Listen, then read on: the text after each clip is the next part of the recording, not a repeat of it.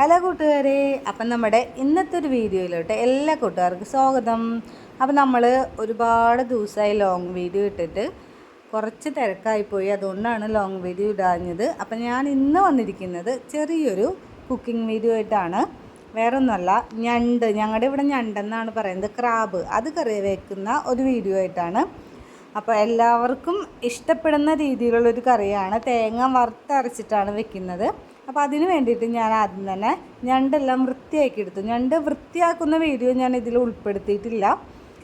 ഒരു ഏകദേശം 1 കിലോയുടെ അടുത്ത് ഞണ്ടുണ്ട്. ആദ്യം തന്നെ അതിനെ വൃത്തിയാക്കിയതിന് ശേഷം വേവിച്ചെടുക്കുകയാണ് ചെയ്യുന്നത്. വേവിക്കാൻ വേണ്ടിയിട്ട് കുറച്ച് ഉപ്പും കുറച്ച് മഞ്ഞൾപ്പൊടിയും കുറച്ച് വെള്ളം, അതായത് ഞണ്ട് മുങ്ങിക്കിടക്കുന്ന രീതിയിൽ വെള്ളം, അധികം വെള്ളം വേണ്ടവർക്ക് അതിൽ കൂടുതൽ വെള്ളം ഒഴിക്കാം. എന്നിട്ട് അടച്ച് വെച്ചിട്ട് നന്നായിട്ട് തിളപ്പിക്കാം.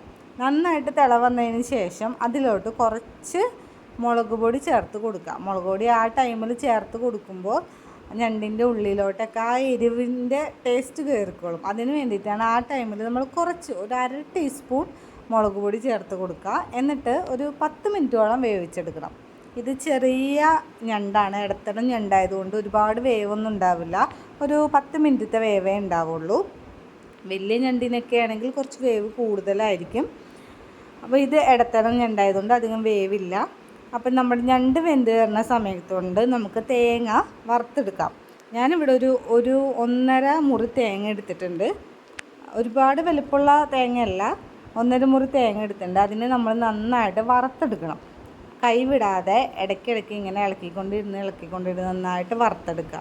അതിലോട്ട് ഒരു 1.5 ടീസ്പൂൺ മല്ലിപ്പൊടി ചേർക്കണം. ഫ്ലെയിം ഓഫ് ചെയ്തതിന് ശേഷം തേങ്ങയുടെ ഒരു ചൂടുണ്ടാവുമല്ലോ, ആ ചൂടിൽ കിടന്നിട്ട് മല്ലിപ്പൊടി ഒന്ന് ചൂടാവട്ടെ. അതിൻ്റെ കൂടെ തന്നെ നമുക്ക് ആവശ്യത്തിന് മുളക് പൊടിയും ചേർക്കാം. ഞാൻ മുളക് പൊടിയുടെ അളവൊന്നും പറയുന്നില്ല, കാരണം അതൊക്കെ ഓരോരുത്തരുടെ ഇഷ്ടത്തിനനുസരിച്ചാണ് മുളക് പൊടി. ഞാൻ ഒരുപാട് മുളക് പൊടിയൊന്നും ഇവിടെ ഉപയോഗിക്കില്ല, കാരണം എനിക്ക് കുട്ടികൾക്ക് കൊടുക്കേണ്ടതുകൊണ്ട് ഒരുപാട് എരിവ് വേണ്ട.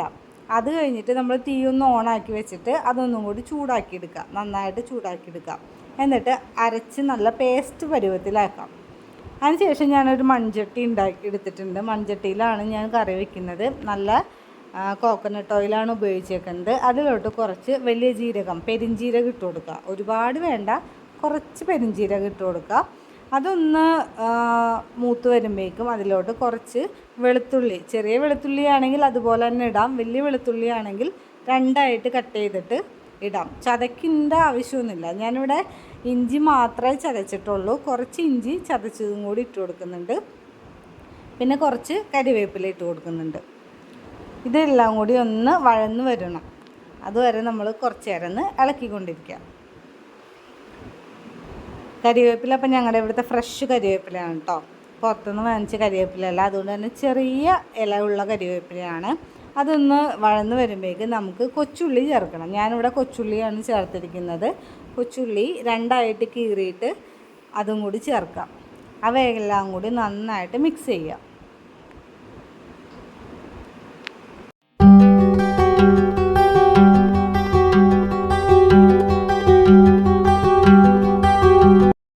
നമുക്ക് അതിൻ്റെ കൂടെ കുറച്ച് ഉപ്പും കൂടി ചേർത്ത് കൊടുക്കാം. നമ്മൾ ഉപ്പ് ഇട്ടിട്ടാണ് നമ്മൾ ക്രാബ് വേവിച്ചെടുത്തിരിക്കുന്നത്. അതുകൊണ്ട് ഒരുപാട് ഉപ്പൊന്നും ചേർക്കണ്ട. കുറച്ച് ഉപ്പും കൂടി ചേർത്തിട്ട് നന്നായിട്ട് വഴറ്റിയെടുക്കുക. ഒരു ഉള്ളി സോഫ്റ്റ് ആവുന്ന വരെ ഒന്ന് വഴറ്റിയെടുക്കണം.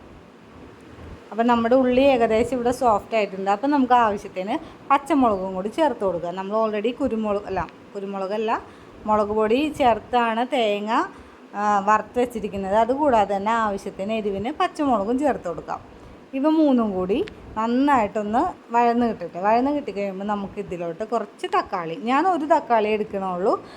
പുളിക്ക് ആവശ്യമായ തക്കാളി എടുക്കുക. ഞാൻ ഒരു തക്കാളി എടുത്തിട്ടുണ്ട്. അതിൻ്റെ കൂടെ ഒരു കുടംപുളി ഇടുന്നുണ്ട്. അപ്പോൾ കുടംപുളി മാത്രം മതിയെന്നുണ്ടെങ്കിൽ അതിടാം, അല്ല തക്കാളി മാത്രം മതിയെന്നുണ്ടെങ്കിൽ അങ്ങനെ, ഓപ്ഷനിലാണ് അതെല്ലാം. എന്നിട്ട് തക്കാളിയൊക്കെ ഒന്ന് സോഫ്റ്റ് ആവുന്ന വരെ അടച്ച് വെച്ച് വേവിക്കാം. അപ്പോൾ എൻ്റെ തക്കാളി ഉള്ളി എല്ലാം സോഫ്റ്റ് ആയിട്ടുണ്ട്. അപ്പം ഞാൻ അതിലോട്ട് വേവിച്ച് വെച്ച ക്രാബിനെ ഇടുകയാണ്. ക്രാബിനെ ഇട്ട് കൊടുക്കുക. ക്രാബിൻ്റെ വെള്ളം ഉണ്ടാവുമല്ലോ നമ്മൾ വേവിച്ച് വെച്ചാൽ, അതും ഒഴിച്ച് കൊടുക്കണം. എന്നിട്ട് എല്ലാം കൂടി നന്നായിട്ടൊന്ന് മിക്സ് ചെയ്യാം. അതിന് ശേഷം നമ്മൾ ഫൈനായിട്ട് അരച്ച് വെച്ചിരിക്കുന്ന നമ്മുടെ തേങ്ങ അതിൻ്റെ കൂടെ ഒഴിച്ചു കൊടുക്കാം. എന്നിട്ട് ജാറും കൂടി കഴുകിയിട്ട് ആ തേങ്ങയെല്ലാം ആവശ്യത്തിന് നമുക്ക് എത്രത്തോളം വെള്ളം വേണം, വെള്ളം കുറച്ച് മതിയെങ്കിൽ അതനുസരിച്ച് അവരവരുടെ ഇഷ്ടത്തിന് നമുക്ക് ആഡ് ചെയ്ത് കൊടുക്കാം. ഞാൻ കുറച്ച് വെള്ളത്തോടു കൂടി ഇവിടെ എടുക്കുന്നുണ്ട്. പിന്നെ തേങ്ങ വറുത്തരച്ചുകൊണ്ട് കുറച്ച് നേരം കഴിയുമ്പോൾ ഇത് കുറുകുമല്ലോ, അതുകൊണ്ട് ഞാൻ കുറച്ച് കൂടുതൽ വെള്ളം ഒഴിച്ചിട്ടുണ്ട്. എന്നിട്ട് നമുക്ക് നന്നായിട്ട് അടച്ച് വെച്ചിട്ട് ഒരുപാട് നേരമൊന്നും വേവിക്കണ്ട, ഒരു 5 മിനിറ്റൊക്കെ വേവിച്ചാൽ മതി. കാരണം ഓൾറെഡി നമ്മുടെ ക്രാബ് കുക്ക് ചെയ്ത് വെച്ചേക്കുന്നതാണ്, അതുകൊണ്ട് ഒരുപാട് നേരമൊന്നും വേവിക്കണ്ട. അപ്പോൾ ഈ സമയത്ത് നമുക്ക് ഉപ്പ് വേണമെങ്കിൽ ഉപ്പിട്ട് കൊടുക്കാം, എരിവ് വേണമെങ്കിൽ എരിവ്, എല്ലാം ചെയ്യാവുന്നതാണ്.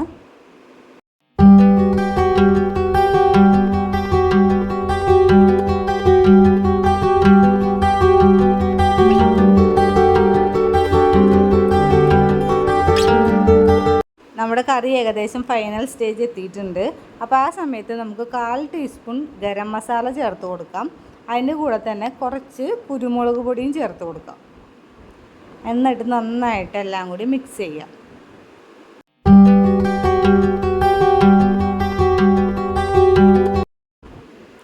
അപ്പോൾ നമ്മുടെ ഞണ്ട് കറി ഇവിടെ റെഡി ആയിട്ടുണ്ട്. വളരെ പെട്ടെന്ന് എല്ലാവർക്കും ഉണ്ടാക്കാൻ പറ്റുന്ന ഈസി ആയിട്ടുള്ളൊരു റെസിപ്പിയാണ്. തേങ്ങ വറുത്തരയ്ക്കണം എന്നുള്ളൊരു ബുദ്ധിമുട്ടുള്ളൂ, തേങ്ങ വറക്കാനുള്ളൊരു സമയം, എന്നാലും ഒരുപാട് ബുദ്ധിമുട്ടൊന്നുമില്ല. അപ്പോൾ എല്ലാവരും നമ്മുടെ ഈ ഞണ്ട് കറി ഒന്ന് ഉണ്ടാക്കി നോക്കിയിട്ട് അഭിപ്രായം പറയണം കേട്ടോ. പെട്ടെന്ന് ഉണ്ടാക്കാൻ പറ്റും നല്ല ടേസ്റ്റ് ആയിട്ടുള്ളൊരു ഞണ്ട് കറിയാണ്.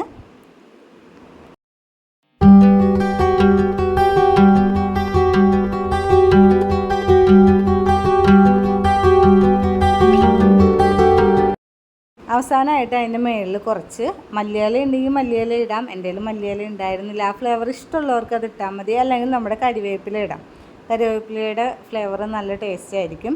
അപ്പോൾ എല്ലാവരും നമ്മുടെ ഈ ഞണ്ട് കറി ഒന്ന് ഉണ്ടാക്കി നോക്കിയിട്ട് അഭിപ്രായം പറയണം. ഞാനപ്പോൾ അത്യാവശ്യം ചാറോട് കൂടിയിട്ടാണ് ഞണ്ട് കറി ഉണ്ടാക്കിയിരിക്കുന്നത്. ഇവിടെ പിള്ളേർക്ക് ചാറ് വേണമെന്ന് പറഞ്ഞുകൊണ്ട് അതൊക്കെ ഓരോരുത്തരുടെ ഇഷ്ടത്തിനനുസരിച്ച് കൂട്ടിയും കുറച്ചും എടുക്കാം. അപ്പോൾ നമ്മുടെ ഇന്നത്തെ വീഡിയോ ഇത്രേ ഉണ്ടായിരുന്നുള്ളൂ. എല്ലാവരും കണ്ടിട്ട് അഭിപ്രായം പറയണം, ഉണ്ടാക്കി നോക്കണം, പിള്ളേർക്കൊക്കെ നന്നായിട്ട് ഇഷ്ടപ്പെടും. അപ്പോൾ നമുക്ക് നാളെ മറ്റൊരു വീഡിയോ ആയിട്ട് കാണാം.